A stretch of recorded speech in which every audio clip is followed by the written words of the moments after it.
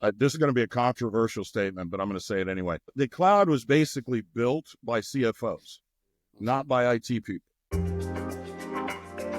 Hello, everybody. I am Chris Harrison, host of the Chris Tech Chat. In today's podcast, we have our guest, Joe Shook, who's an executive and digital transformation leader. Also with me is our special invite and co-host, Julio Morales. A quick background on Joe, so everybody has a sense of who he is. Joe is an accomplished IT executive with over 3 decades of experience in driving digital transformation, IT strategy, and security across a diverse number of industries. As the Executive Vice President of IT at Omnicom Group, Joe has played a pivotal role in centralizing, automating, and standardizing technology operations across global agencies. Prior to his tenure at Omnicom Group, Joe served as the Executive Vice President of IT and CIO for Zimmerman Advertising, the 14th largest advertising agency in the United States. Joe has also held the role of VP of IT and CTO of Florida Career College, where he spearheaded enterprise technology integration, optimized call center operations, and modernized IT infrastructure. Additionally, he was the president of A28 Technology Consultants, a company focused on delivering cutting-edge technology solutions for businesses, showcasing his entrepreneurial spirit and innovation-driven leadership. Joe, with his bachelor's degree in business administration from Trinity University International, Joe combines his technical acumen with strategic business insight. Joe also holds a lot of multiple Microsoft certification, and he's also passionate about technology, security, and innovation. His core expertise spans in IT infrastructure, cybersecurity, cloud solutions, and compliance, ensuring that organizations remain resilient in an ever-evolving digital landscape. And Joe today continues to lead organizations towards efficiency, scalability, and success. Beyond his professional life, Joe enjoys scuba diving, boating, and spending time with his family in the Fort Lauderdale, Florida area. Today, our topic of discussion and subject will be something very interesting for our audience, which is the cloud versus on-prem, a balancing act. Joe, welcome to the Chris Tech Chat podcast. Thank you very much, Chris, and thank you, Julio. I'm really, really excited to be here, and thank you guys for the opportunity. This is a fun topic. I think we're going to have it'll be interesting to see. Absolutely. We can't wait. So, Joe, obviously you're a seasoned veteran in the tech world. You got a strong background in infrastructure. Walk us through a little bit about the evolution of the infrastructure. 15, 20 years ago, some of the challenges of where the market and the sectors and businesses, Fortune 1000, Fortune 500 companies went through the last 10 years. And then we'll sort of talk about the state of the union today, where we are today, sort of lessons learned. I know this is a loaded subject, but take us through a little bit of the beginnings, and then walk us through some of your experience throughout your career, some of the benefits and disadvantages. If you had to do it all over again, what would be your approach? And a little bit about where we stand today in 2025 with the strong injection of AI into this ever-evolving world. Yeah, lots of stuff there. Thank you, Chris. But, it's interesting because it's almost hard to read when it says 3 decades. I don't want to sound like your grandfather, but it's funny. Cloud computing. We've retermed basically centralized computing. We've retermed it 1 million times, right? If you go all the way back to even the 80s, there was a pretty large, if you will, cloud. It was called CompuServe. Really one of the first commercially available, time sharing where you could buy time on a central computer. And this was going all the way back to the 80s, right? Now, back then, this was mainframe computing and things like that, very specialized. Okay, so now we get into the PC era, right? So now we're off of AS400s and huge mainframes, and we're into more microcomputers. I'd say we run again in this cycle of centralization, decentralization, right? Because that's what we're talking about. Really, I'd kind of peg that in the timeline with Citrix, okay? So Citrix in the 90s basically served that purpose. Again, if you think about it, they were kind of the first commercial pseudo hyperconvergence before hyperconvergence was a word, right? And, basically they were doing the same thing, centralizing computing. They were doing it more on application basis, right? Not as much all the way as through infrastructure like we see today. The point being with what I'm explaining is we've had this iteration of centralization, decentralization happening for decades. It's a lot of times we like to look at technology as always new.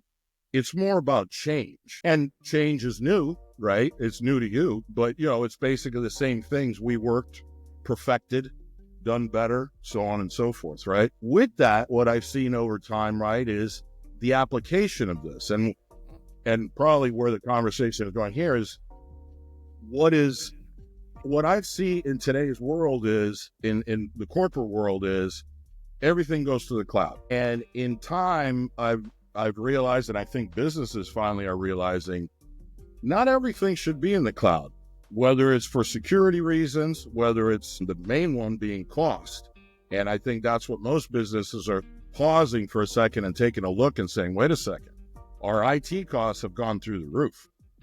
With the cloud, it's hard to manage that, even though that's one of the selling points, right?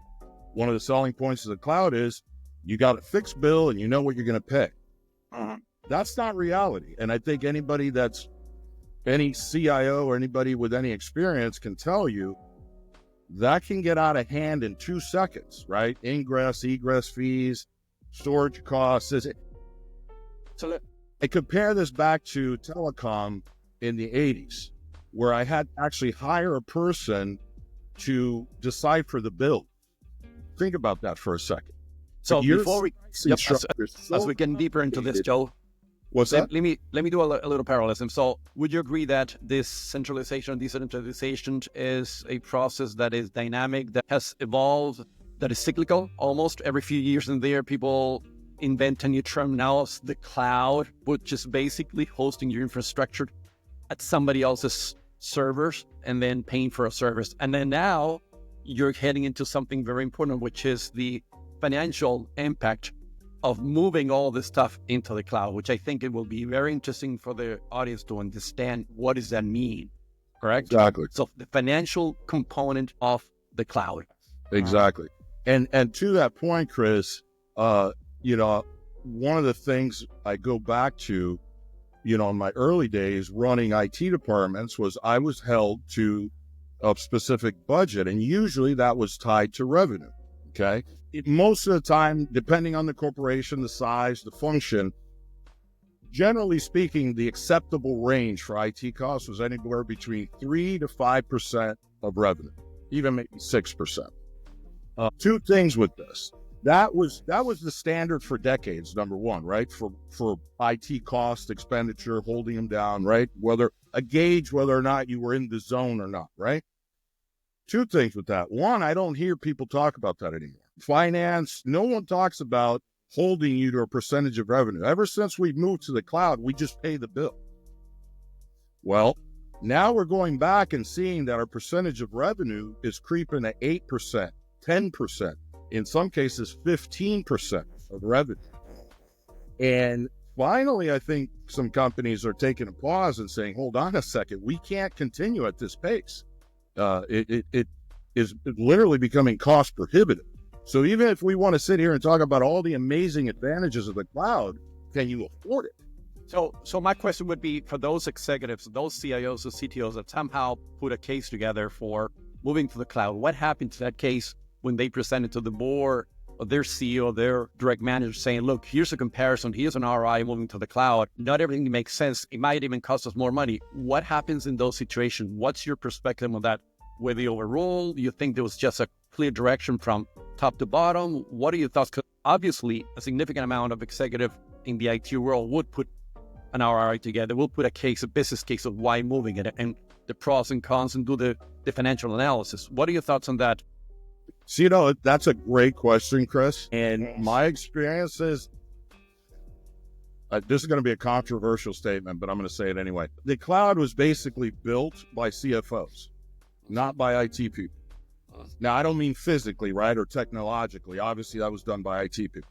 What I mean is CFOs were the ones that decided for a lot of reasons. They like the idea of one single bill, right? They don't like Joe Shook coming to them on an idle Tuesday saying, Mr. CFO, I need $2 million for CapEx. They hate that, right?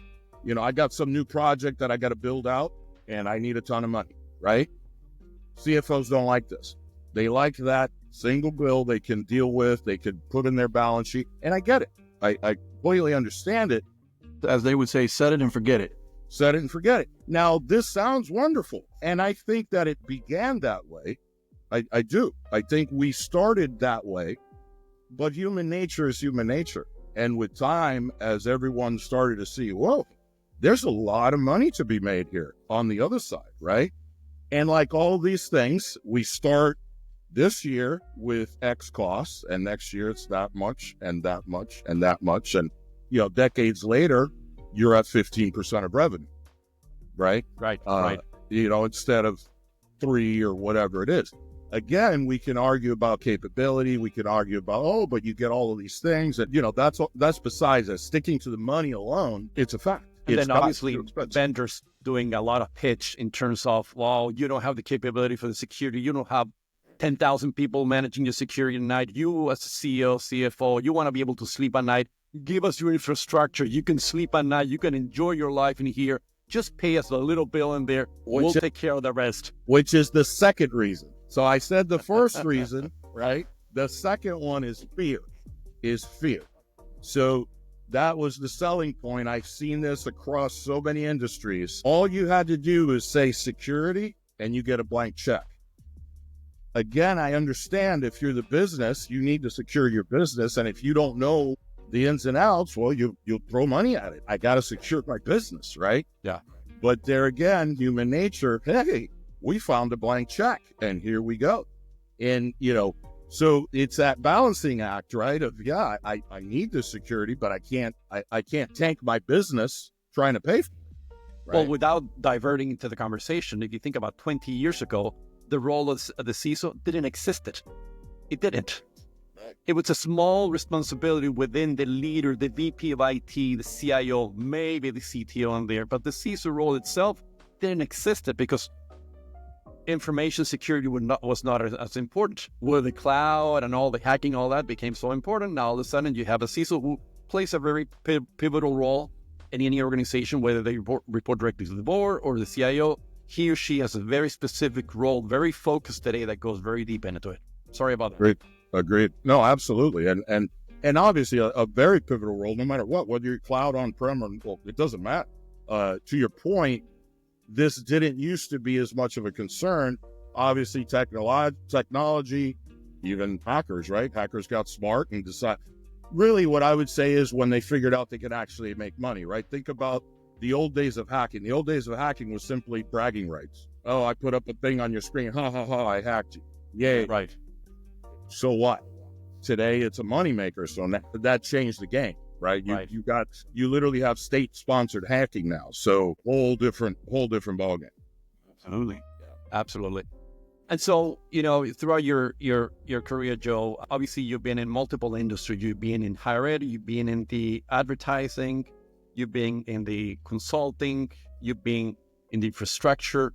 How have you seen those sectors being impacted by the cloud versus the on-prem? Are you seeing some sectors that are more prone to move and more open on it? Some of the others are more resistant to it because of the culture on it. What are your thoughts on it in terms of your experience and putting the case together? Obviously, you've done your due diligence. You've been successful at guiding those companies and organizations into the right direction into it. But your thoughts around the difference between the different, at least 4 to 5 sectors that I know you work in the past as an executive and a leader of IT. Any thoughts on that?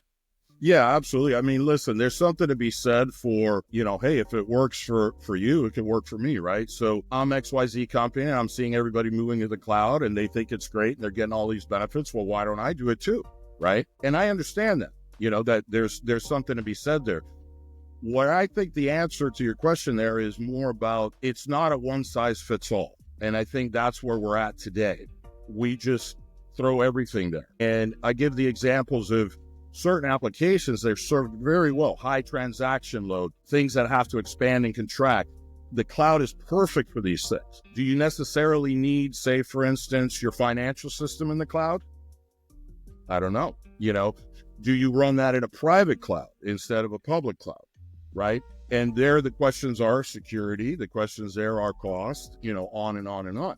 Do you actually have to have what the cloud provides you for that function? Not necessarily. Another example is basic file sharing, right? Your kind of Dropbox type functionality or whatever. There's tons of software that will give you that functionality. Do I have to store terabytes and terabytes and terabytes of data, sometimes even stale data that a user may or may not need for 6 months? And I'm sitting there paying for this on the cloud at a premium, right? The storage is way more expensive than if I buy it myself. And, I can provide the same functionality. So do I want to pay X multiple higher for the same function? So that's an argument, right? Some would argue with me, well, it's better, it's more secure, it's this, that, and the other thing. But there again, I'd argue with you the cost. Is it worth it to your business? For what you get? And now, Joe, you were talking about files, right? Now we're talking about, content and videos and sound. Can you imagine that? That's only growing, right? So the data is only getting larger. And so what I saw, especially at Omnicom, was the business's answer is, well, reduce your data footprint. Is that efficient to the business? So now I'm telling you, I'm putting restrictions on you on the business, right? Maybe it's to your advantage to keep this stuff for 20 years and be able to reference back to it. But the business, because of cost, is saying, well, no, you can only keep 5 or whatever, right? We'll come up with a number, right? So there again, we're starting to balance business needs with cost. But what I propose is why, do we even have to be faced with that decision? I might be able to provide you both. I'll give you the business need, right, and efficiency, but at a low cost. That's not going to break the business at the same time. And in some instances, in higher education and medical, some of these records or some of this data, you need it for more than 14 years. And then there's regulatory thing. And then here we go in terms of data management, right? Because then, I think we're seeing it even today's government right now where, okay, so you're not allowed to do this, so we just figure out a different way to do it, right? So we're still doing it. We just do it in a way that, so what I see is, to your point, okay, so if I don't want to manage my data, I'll stick it in that folder that is supposed to be for 14, right? But is that data really needed for 14 years? Right. And then I'm circumventing the system. Right. Data retention, and then you get, of course, nobody is exempt to this, and it's something that I think has exacerbated in the last few years, which is federal laws, state and local, that apply all the way from the HIPAA for the healthcare to privacy notices on it, one on top of each other, and it just becomes very difficult navigating that and figuring it out. So I think you're onto something that institutions, companies just say, this is such a huge headache. Let me just drag and drop that into the cloud. They'll take care of it, right? It's the easy answer. Financially, probably not, but they feel it's so complicated. Let's make it easier. From a CFO's lens perspective, I just want to write down one little check in there to Google, to Amazon, to Azure, Microsoft, IBM, wherever the provider is. I don't want to have all that headache in place. I don't want Joe coming here with 15 different providers on it. I just want one single check to write, and that's it. I'm going to hold Joe accountable for that money in there. That 3%, 4, 5% of expenditure against revenue, that's it, right? That's right. Yep. And the beauty with that model is now it forces me as the leader to provide the business what they need, but at something that is affordable to the business, right? And I think that's what we're talking about. We kind of tip the balance now where I can basically spend a lot more money now, right? Where before I couldn't, if you think about that, right? So because it's under the guise of the cloud, it's not going to my budget, it's going to cloud expenditure. That's another piece of this pie that nobody talks about, which is OpEx versus CapEx. Another reason everybody loved the cloud, the accountants love the cloud, because it's an OpEx, it's not a CapEx, so it looks great on the balance sheet. But everybody's wise to that now too, right? So you got this massive OpEx expenditure. Everybody knows that's your cloud cost. It's almost to the point where it's acceptable. You're feeding a growing boy. Yeah. Eat bigger, so you got to feed it more. Got to keep feeding it more and more and more. That's right. That's right. And that's the ruse of this, because I'm not down on the cloud, even though it kind of sounds like I am. Right. I'm not. It's an amazing thing, and it's going nowhere. It's going to continue to grow, and it has an integral purpose. What I'm bringing up is it's not for everything. And I think the mentality right now is that just put it in the cloud. And that, in my opinion, is not wise. You're going to end up having to deal with that down the road because of the cost. You're going to be forced to, whether you like it or not. You're going to be saying, do I keep paying for this, or do I now got to rob Peter to pay Paul? Exactly. So I guess those years when we used to buy infrastructure and we'll go and turn around to CFO, say, hey, Mr. CFO, for how long do you think we need to depreciate this infrastructure? Those years of capitalizations are gone, right? It's all OpEx in place in there. Like you said, it makes the companies look good in the balance sheet in place in there. Shifting a little bit the gears, Joe, are you, from your perspective, seeing a slowdown in the consumption of cloud services? I mean, we saw the numbers and Wall Street reflected that. Even post-pandemic on it, 2020, 22, 23, 24 started to slow down a little bit already. 25. From your perspective, do you believe that the growth of the cloud providers are starting to slow down a little bit, or you think they're still in this relentless growth, unlimited growth in there with strong numbers and providing extraordinary returns to Wall Street? What are your thoughts on that? So that's another great question. I think so. First of all, I think besides what we've already talked about in terms of the accountants, the balance sheet, and all these things, as far as growing the cloud, right, or moving to it, one of the big catalysts, I think we'd all agree, was COVID, right? So when COVID hit, everybody was like, well, if you weren't in the cloud, you were going to get there now, right? And so obviously, I'm sure if you looked at the chart, it went crazy during COVID. Well, it kind of would be natural that you'd see a decline, right? Because COVID's over. And a lot of people that needed to go to the cloud got there. So they're already there. So the adoption is going to slow just because there's more people that already adopted it. However, I will say for the first time, I'm starting to see little articles, or not a lot, but, little talk about evaluating the cost of the cloud. One of the first ones that did it several years back, actually, funny enough, I brought the example, and I didn't even think about this, Dropbox themselves. So Dropbox, the company, was fully cloud when they started Dropbox.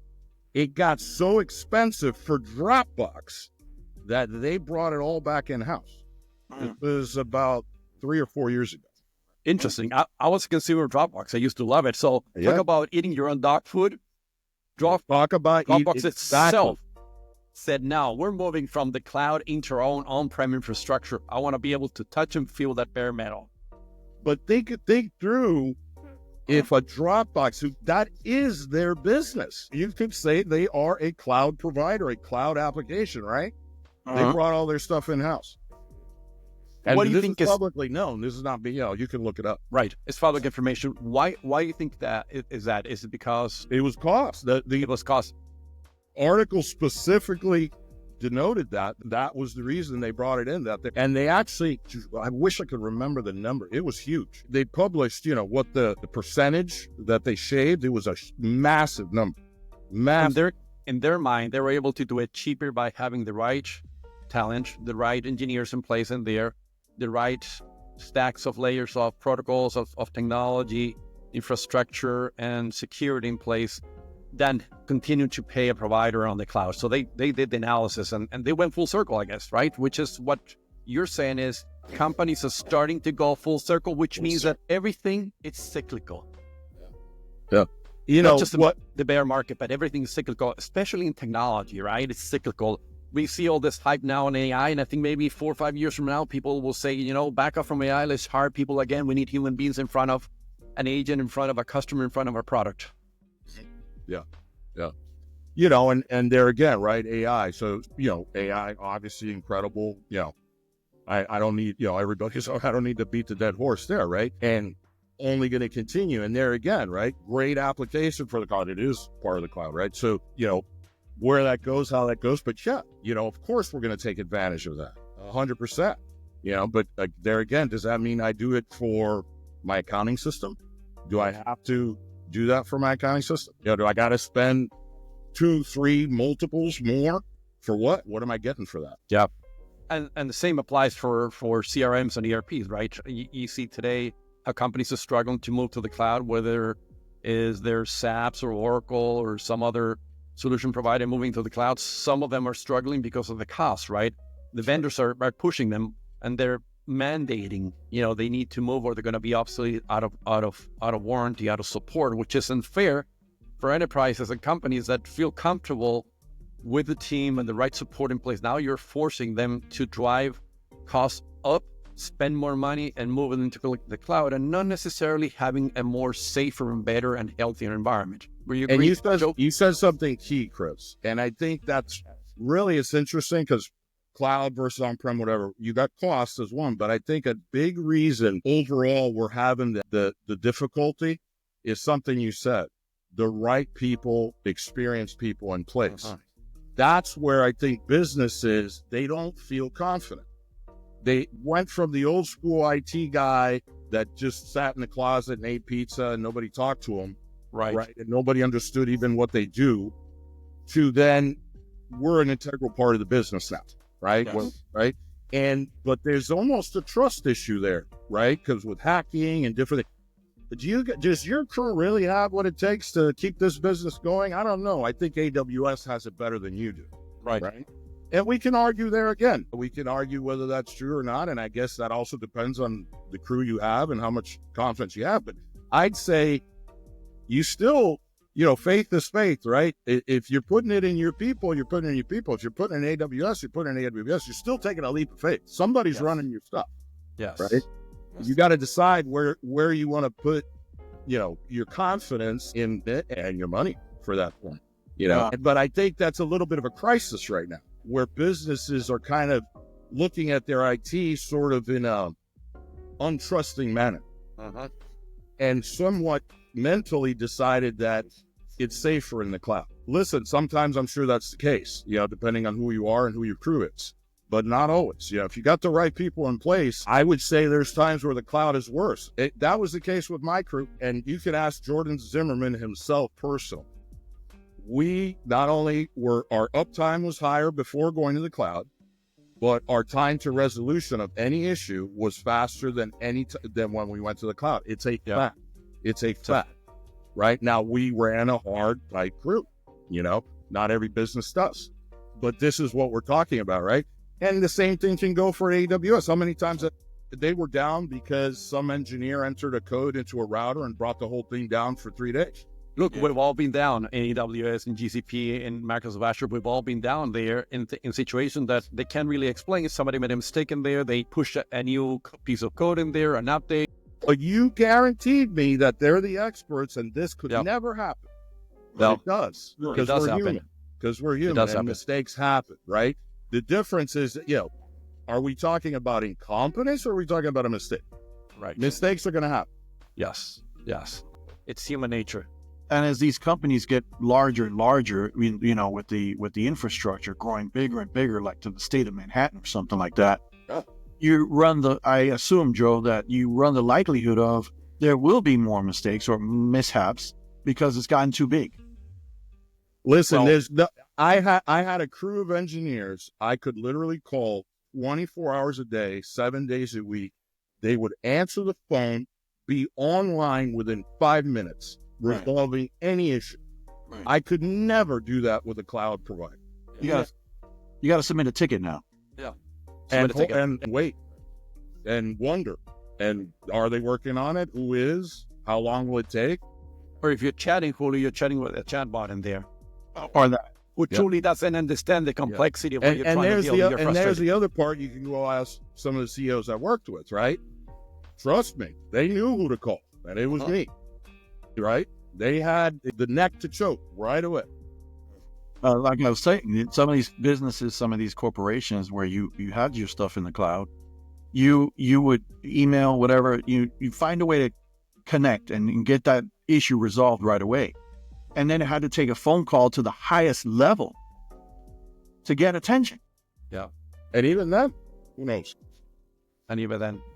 So, Joe, I think it's safe to assume that cloud versus on-prem or hybrid needs to be addressed. It needs to be identified on a case-by-case basis. Yes. A thorough analysis needs to be put together by folks that have experience like yourself and try to understand what makes sense to put into the cloud versus what makes sense to put or keep it on premises based on a number of factors that you already alluded to the last few minutes in place in there before making a decision. One size does not fit all.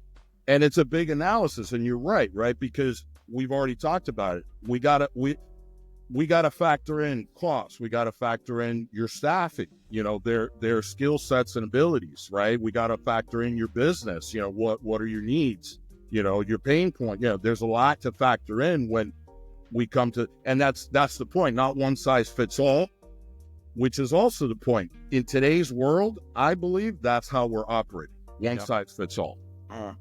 Things like expectations, cultural alignment, is a company ready for that already or not? Or they're just so old school that this is going to be too dramatically of a change for them? Expectations on SLA, availability, uptime, right? All those things I think are critical in analyzing before making a recommendation in it.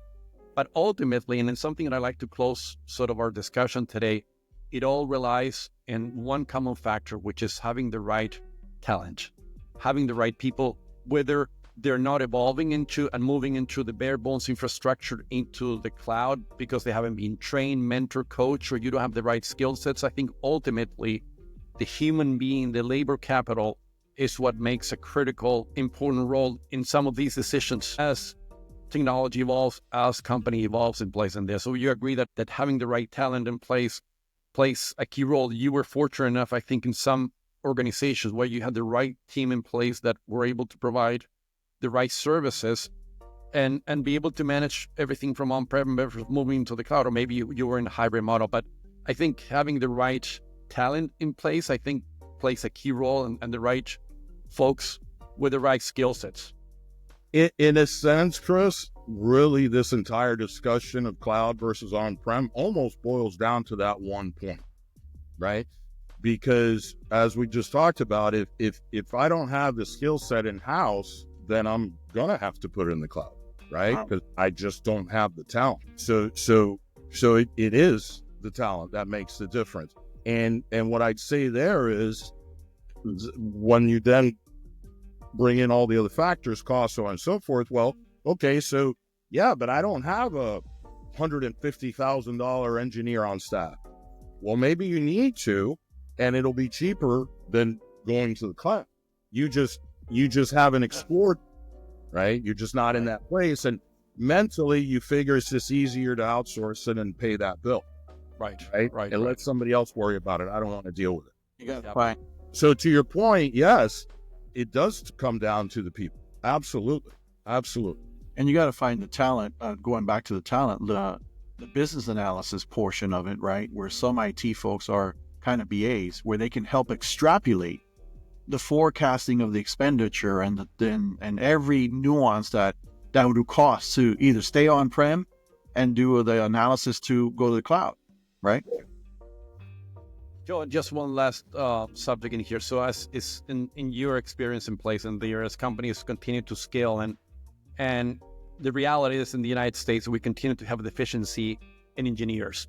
If you look at the universities and a lot of the articles written out there, you were part of an institution as well. You see that a lot of students in here come, especially international students, they come to study in the United States, they study engineering, and then they leave. So all that knowledge, all that intellectual capital, it's a vacuum. It exits the country. And today you still have deficiency. You will continue to have deficiency in terms of engineers available to work for institutions that can help and drive change, transform, move to the cloud, optimize systems, implement AI, whatever in place in there. So are you also seeing that companies are outsourcing? Some of those are looking for potentially nearshore, where there's a more cultural alignment in terms of resources for certain projects that make sense in certain skill sets because of the value added of being nearshore, time zone, all the stuff in place, like companies like Talentus. Any thoughts on that? Yeah, no, absolutely. I mean, it's interesting because, right, our cloud discussion really it's kind of the same subject when it comes to, right, nearshoring, offshoring, all of these things. It has its place and it has its function and it has its uses for sure.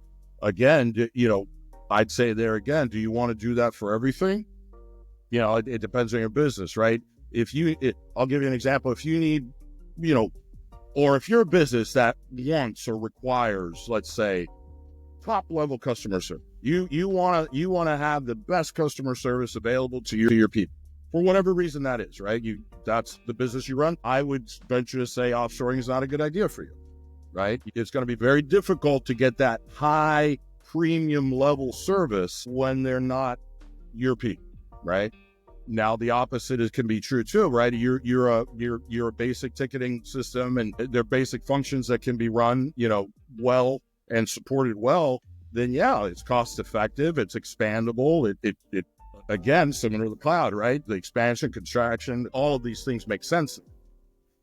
Or engineers that maybe are working behind the scenes that are not customer facing within, let's call it a DevOps team that is working on projects, developing, building solutions, right? QAing, things like that behind the scenes. That's something that probably makes sense for a company to outsource. It is something that is not customer facing because maybe they have a specific SLA in place. They have a specific set of requirements and expectations on behalf of the client. And that's something you want to keep close and near to your heart, right? So something and to your point, instead of outsourcing everything to the cloud, right? Keep your stuff and outsource some of your talent, possibly. Right. To your point, I got a project that maybe I don't have the skill set for. I'm putting in some new security system, and my security people really aren't up on this. Maybe or implementing a new CRM or ERP. That's right. I get the expert crew and people to come in and manage that project and do it perfectly and train my people even. Right. That's right. So on and so forth. Right. So, exactly. Perfect. Yeah. No, this is awesome. I think it's been a great discussion. I think we're reaching towards the end of our podcast today. I think this has been super insightful. I think hopefully the audience will get a lot of insight from you, Joe. You've had a lot of experience, especially in that infrastructure cloud on-prem. I think there's a lot of value. I think some of the takeaways in here is, and the number one is, one size does not fit all, which means that you need to carefully analyze what makes sense to move into the cloud versus what makes sense to keep on-premise.